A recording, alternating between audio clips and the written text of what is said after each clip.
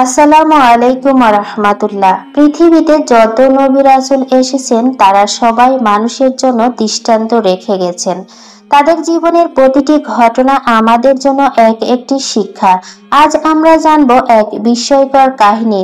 নবী ইউনূস আলাইহিস সালাম কিভাবে তিনি এক বিশাল মাছের পেটে বন্দী হলেন, কিভাবে তিনি মুক্তি পেলেন আর কি শিক্ষা পেল মানবজাতি। আসুন সেই ঘটনা জেনে নিন। ইউনূস আলাইহিস সালাম ছিলেন আল্লাহর একজন নবী। তাকে আল্লাহ পাঠিয়েছিলেন নিনওয়া নামের এক জনপদের মানুষের কাছে। সেই জাতি ছিল মূর্তি পূজারী। তারা আল্লাহর উপর বিশ্বাস স্থাপন করত না।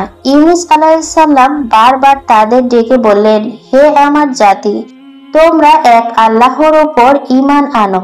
তিনি ছাড়া কোনো সত্য উপাস্য নেই।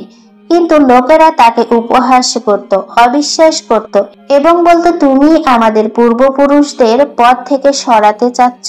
একসময় ইউনূস আলাইহিস সালাম বুঝতে পারলেন এই জাতি আল্লাহর পথে আসবে না। তিনি হতাশ হয়ে পড়লেন এবং রাগান্বিত হয়ে নিজের জাতিকে ছেড়ে চলে যাওয়ার সিদ্ধান্ত নিলেন। কিন্তু আল্লাহ তখনও তাকে চলে যেতে বলেননি। নবীদের জন্য দায়িত্ব ছিল ধৈর্য ধারণ করা। কিন্তু ইউনূস আলাইহিস সালাম মনে করলেন এই জাতি আর ফিরে আসবে না। তাই তিনি রাগ করে শহর ছেড়ে দিলেন। কিন্তু তিনি জানতেন না এটি ছিল তার জন্য এক বড় পরীক্ষা। ইউনূস আলাইহিস সালাম এক নৌযানে উঠলেন, কিন্তু কিছু দূর যাওয়ার পরে সমুদ্রে এক ভয়ঙ্কর ঝড় শুরু হলো। ঢেউ একের পর এক উঁচু হয়ে আছড়ে পড়তে লাগলো। মনে হলো যেন পুরো জাহাজটি ডুবে যাবে। নৌকার মাঝিরা বুঝতে পারলো এই ঝড় স্বাভাবিক নয়। তারা বলল, আমাদের মধ্যে নিশ্চয় এমন কেউ আছে যার কারণে এই বিপদ এসেছে। তারা ঠিক করলো লটারি করা হবে।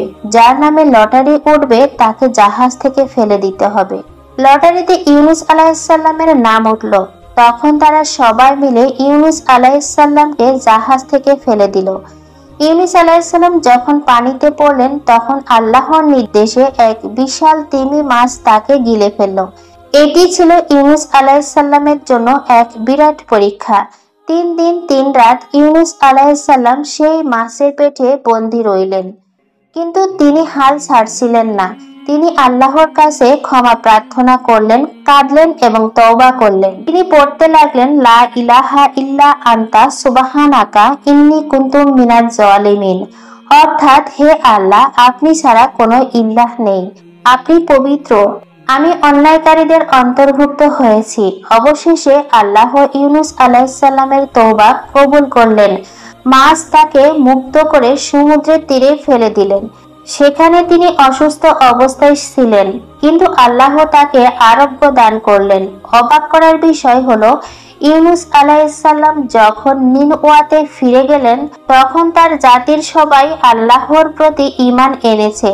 তারা নিজেদের ভুল বুঝতে পেরে তওবা করলেন।